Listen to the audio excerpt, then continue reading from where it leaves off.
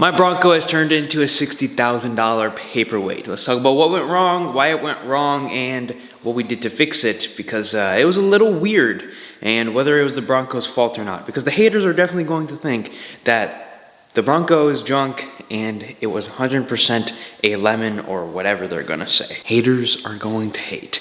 But can we take a second to appreciate how good the garage is looking right now? Next video. More to come on that. So last week I came outside and tried to start the truck, and the truck had a couple of weird error messages pop up. Still started, ran, no problems. Then I continued to drive it, and when I got home, the Bronco wouldn't shut off.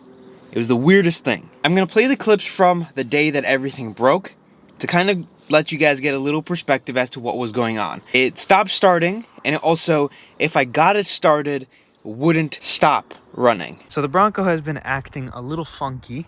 Try starting it, won't start. My foot is on the brake. Try to go for a remote start here, and it does not want to remote start. So it cycles all the electronics like it should. Still have the check engine light. Let's turn it back off, and it's not turning off. All the electronics are off. The truck is still running. You can hear it. In the video, you guys see the truck not wanting to turn off, but also kind of not wanting to start in some situations.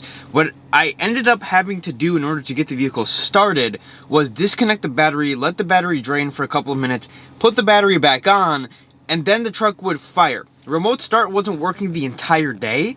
From the very start of the day, and this happened a little later in the day when the truck just completely stopped working. Now obviously there's nothing wrong with the motor, but it's just the sensors that are freaking out, or whatever is freaking out, and it still doesn't make sense to me as to what happened. The Bronco totally stopped responding, it totally stopped starting, so I basically had to drag it to the dealership, and that is exactly what I did. I literally had to physically take the F-150 and drag the Bronco behind it. Let me introduce to you guys my $70,000 paperweight right here.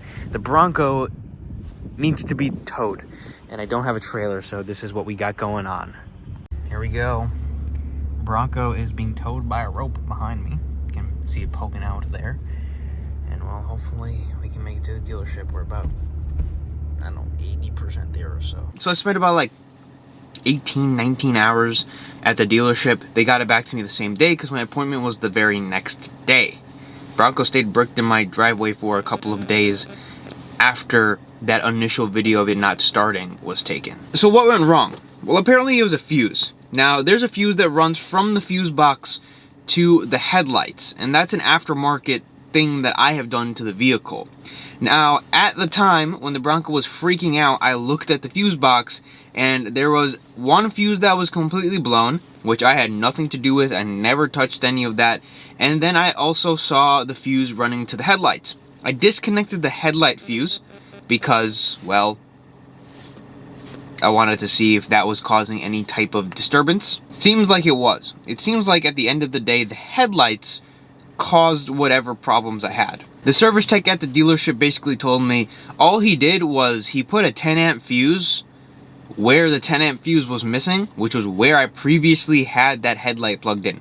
Now keep in mind, I didn't disconnect it and it started having issues. I disconnected it after I started having the issues in order to see if that might have been causing anything. And it turns out it was causing something. The aftermarket, whatever harness that they used, whatever I was given, clearly either has a defect or just over time it has issues, because that's what caused it.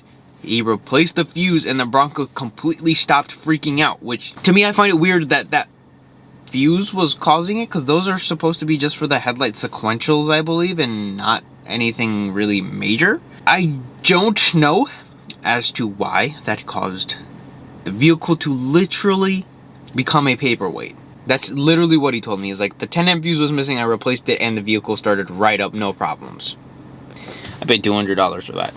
Go me. I think that might have fixed something for the time, but if this issue arises back up, number one, I took it to the dealership, and they should warranty it the next time if something goes wrong, because clearly he looked at it, and it said it was my aftermarket situation. And number two, I thought I'd document it to you guys because I would document any issue that I actually have. Legitimate issues that I have with my vehicles.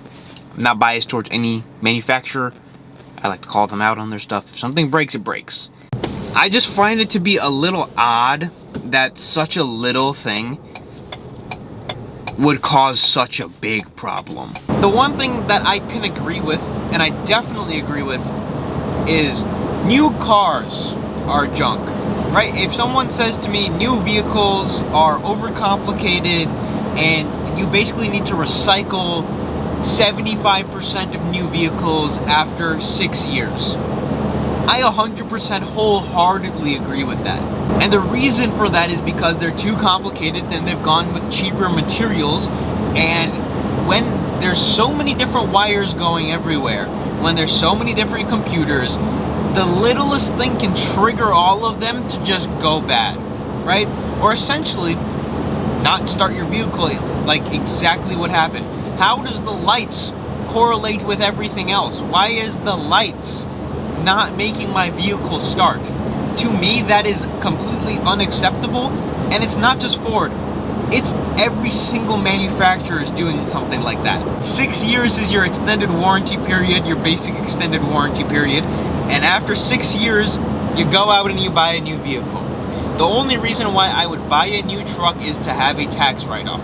The Bronco I saw, I liked, and this is not a tax write-off, don't get me wrong, this is absolutely not what this is. But I saw it and I thought it would be a good vehicle after a couple of years. And I still think that it is a good vehicle.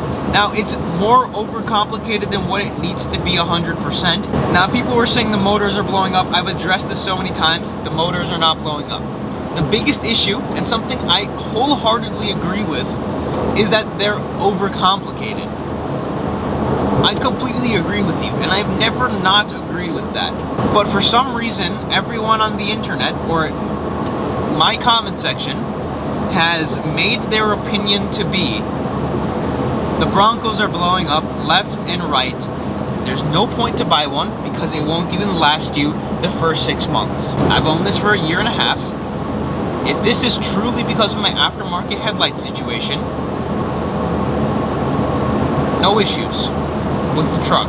If this isn't because of my aftermarket headlight situation, then we'll make another video, we'll address it, and we'll talk about it. I can only inform my opinion based on what I have read. Maybe 25% of my opinion is going to be based off of what I read, and 75% of my opinion is going to be on what I have personally experienced. Now, there are tons of owners who have had issues, and honestly, I respect their opinion on it because they truly had issues with their Bronco.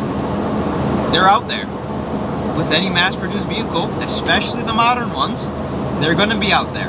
And I've said that all the time. The first thing that I'm going to do when I get the chance to do so is take the aftermarket headlights off and go back to my OEM factory headlights. I got these sent to me. I got them to do a video on them. But if they're going to be causing me issues with the truck, they're gone. OEM headlights are coming back, and we're gonna see what happens with the Bronco. So I hope you guys can understand where I'm coming from with most of this stuff.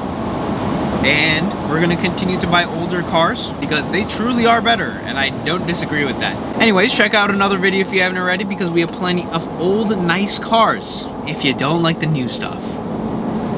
I like the old stuff better anyways too. I understand where you're coming from.